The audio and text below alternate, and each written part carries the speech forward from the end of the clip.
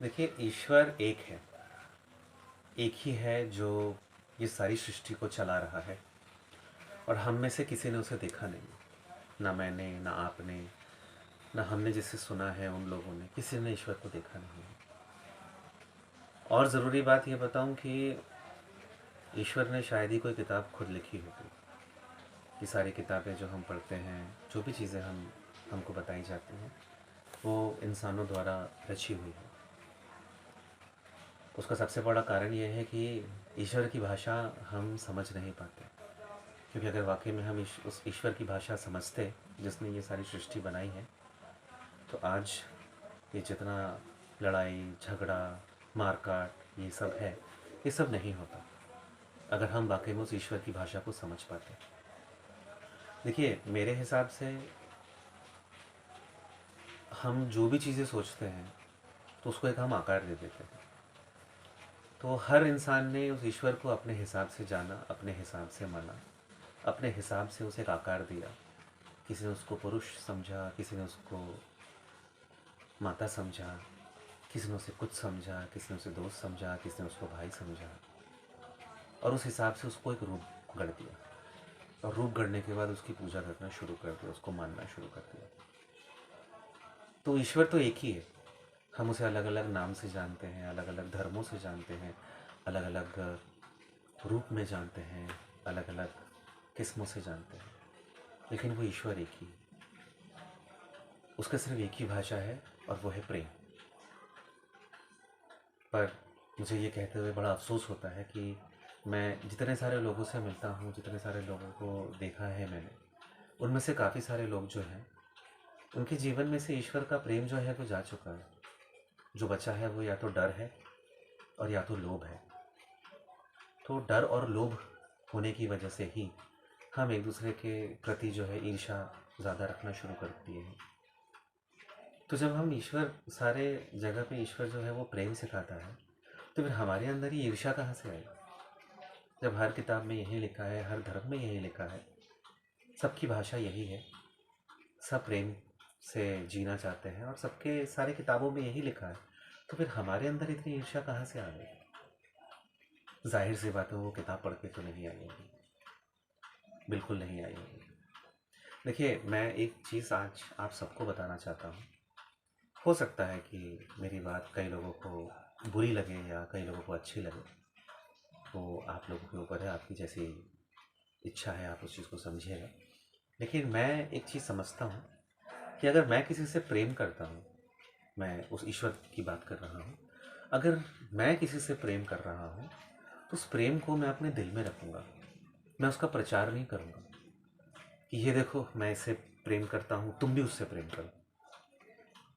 देखो इसने मेरे लिए ये किया, मैं इससे प्रेम करता हूँ, तुम भी उससे प्रेम करो। नहीं, आपका प्रेम करने का तरीका अलग है, आपका ईश्वर कोई और है। तो मैं जब तक अपने ईश्वर से प्रेम करूँगा, तब तक मैं उसे अपने दिल में रखूँगा। और जैसे ही मैं अपने ईश्वर का प्रचार करना शुरू कर दूँगा, तो फिर वो व्यापार हो जाएगा। वो भक्ति नहीं रहेगी, बिल्कुल नहीं रहेगी भक्ति। क्योंकि मेरा ध्यान जो है वो ईश्वर के प्रेम से हट के इसमें चला जाएगा कि और कौन मेरे ईश्वर को मान रहा है और कौन मेरे ईश्वर को फॉलो कर रहा है। वो चाहे कोई भी धर्म के हो, इससे कोई फर्क नहीं पड़ता, बिल्कुल फर्क नहीं पड़ता। फर्क इसलिए नहीं पड़ता क्योंकि देखिए, वो ईश्वर जो है उसने कभी खुद आके नहीं कहा कि ये तुम्हारा यूनिफॉर्म होगा और तुम्हें ये काम करना है, तुम्हें वो काम करना है। वो हमारी श्रद्धा है, हमारी श्रद्धा है कि हम उसे किस तरीके से खुश करना चाहते हैं, क्योंकि उसका जो रूप है वो मैंने खुद गढ़ा है। मेरा जो ईश्वर है उसका तो रूप मैंने ही गढ़ा है और किसी ने नहीं गढ़ा है। तो जाहिर सी बात है ना, वो मेरे दिल में रहेगा, किसी और के दिल में नहीं रहेगा। वो कैसे रह सकता है किसी और के दिल में? दूसरे के दिल में तो उसका उसका ईश्वर रहेगा। पर मुझे ऐसा लग रहा है कि हम ईश्वर के प्रति जो प्रेम है हमारा, हम वो प्रेम को अलग करके हम इस पे ध्यान देने लगे हैं कि और कौन मेरे ईश्वर से प्रेम करता है। अरे मुझे इससे क्या करना भाई?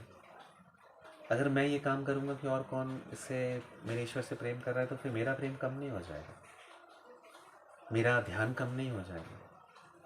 मुझे जो उससे बात करनी है, मुझे जो उससे लेना है देना है, जो मैं उसके लिए करना चाहता हूँ, और जो मैं चाहता हूँ कि वो मेरे लिए करे, तो उसके लिए समय कहाँ बचेगा।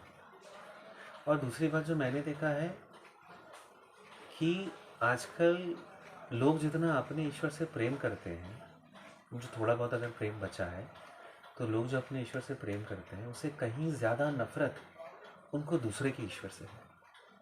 एक कॉन्सेप्ट मेरे को समझ में नहीं आता है, इस चीज़ को ध्यान से सुनिएगा कि जब मैं मान रहा हूँ कि ये जो ईश्वर को जिसे मैं मानता हूँ वही परम पिता परमेश्वर है, उसी ने ये सारा सृष्टि गढ़ा है।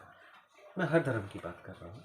हम जिसको भी मानते हैं तो हम उसे जब सुप्रीम पावर मानते हैं, तो मुझे क्या करना दूसरों से कि भाई तुम भी इसे मानो,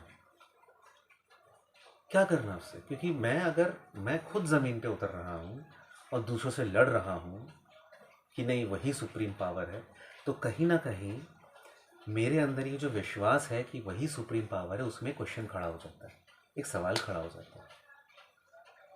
भाई मुझे पता है वो सुप्रीम पावर है, अगर ये विश्वास, अगर मैं सच सच में अगर ये दिल से मानता हूँ, तो मुझे पता है एक ना एक दिन सब लोग उसको सुप्रीम पावर मानेंगे। और माने नहीं माने उससे मुझे कुछ नहीं करना, क्योंकि उसे तो मैंने सुप्रीम पावर माना है और वो मेरे दिल में है। मैं फिर से कह रहा हूँ, ईश्वर जब तक हमारे दिल में है, हम उससे प्रेम करते हैं, तब प्रेम होता है, तब भक्ति होती है। जैसे ही ईश्वर का हम प्रचार करने लगते हैं, तब एक्चुअली व्यापार होना शुरू हो जाता है।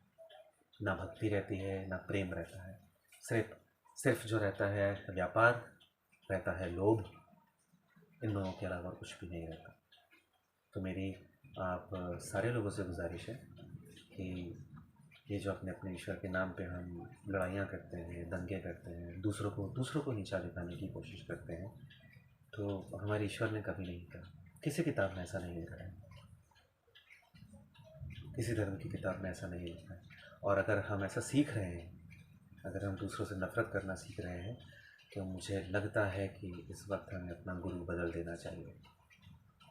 मैं सच कह रहा हूँ, इस वक्त हमें अपना गुरु जो है वो बदल देना चाहिए, क्योंकि किसी भी धर्म में ये नहीं लिखा है, किसी भी ईश्वर ने कभी भी आपको दूसरों को नीचा गिराना नहीं सिखाया है, दूसरों से नफ़रत करना नहीं सिखाया है। हर धर्म में, चाहे वो कोई भी धर्म हो, सब में सिर्फ प्रेम, सद्भावना, मनुष्यता यही सिखाई गई है। तो ये जो नफ़रत हमारे अंदर आ रही है, जाहिर सी बात है कि जो लोग हमें धर्म का पाठ पढ़ाते हैं शायद ही उनसे आई है। तो इस वक्त गुरु बदलने में ही भलाई है। और मैं आपको एक चीज़ और बता दूं कि आपको आपके ईश्वर से सिर्फ एक ही इंसान है जो मिला सकता है, सिर्फ एक, और वो आप खुद हैं और कोई नहीं। उस ईश्वर ने किसी को अपॉइंट नहीं किया है, किसी को सर्टिफिकेट नहीं दिया है, किसी को नौकरी पे नहीं रखा है, किसी को चुना भी नहीं है कि तुम जाओ और सारे लोगों का ठेका लो कि मेरी बात उन तक पहुंचाओ और उन लोगों की बात मुझ तक पहुंचाओ। ऐसा ईश्वर ने किसी को नहीं कहा है, किसी को नहीं कहा है। मैं वापस से कह रहा हूँ, आपको, आप किसी भी धर्म से हो, किसी भी धर्म से हो, आपको और आपके ईश्वर को अगर कोई जोड़ सकता है, अगर कोई मिला सकता है, तो वो एक ही बंदा है, एक ही इंसान है, और वो है आप स्वयं। आप खुद ये काम कर सकते हैं। आप दोनों में तीसरा कोई नहीं है, और तीसरा समझ नहीं पाएगा, कभी नहीं समझ पाएगा। आपके और आपके ईश्वर के बीच का जो प्रेम है वो कोई भी तीसरा समझ नहीं पाएगा। इसलिए भक्ति करिए, प्रेम करिए, उसका व्यापार मत करिए।